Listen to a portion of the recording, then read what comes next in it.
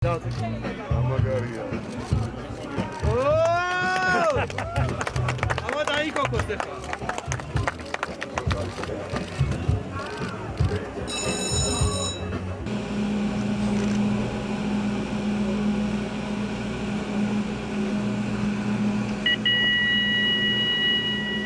პროექტი ეს გამოიყურება, გაგეჩენეთ ორი სიტყვა გითხარი. რა ფერმენტი შევეცადეთ რომ მაღალი ძალიან არ ყოფილიყო, მაგრამ საკმარისად შეგვიძლია ძირითადად აქცენტი აგროპარკი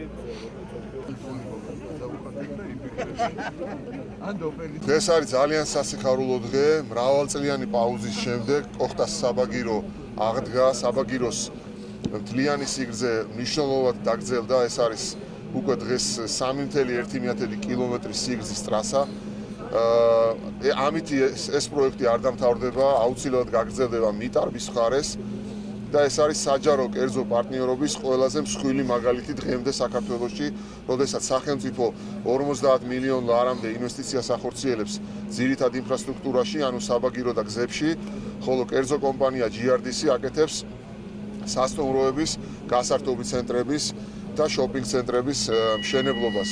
ბაკურიანისთვის და მთლიანად რეგიონისთვის და საქართველოს მასშტაბითაც ეს იქნება უმნიშვნელოვანესი მიმართულება, მოიზიდავს ახალ ტურისტებს. მრავალი კვლევის შედეგად დადგენილია, რომ ბაკურიანის განვითარების ერთ-ერთი უმნიშვნელოვანესი შემაფერხებელი არის სასტუმრო ოთახების რაოდენობა და ამ კუთხითაც ეს იქნება მნიშვნელოვანი ბიძგი ტურიზმის განვითარებისთვის ბაკურიანის მიმართულებით.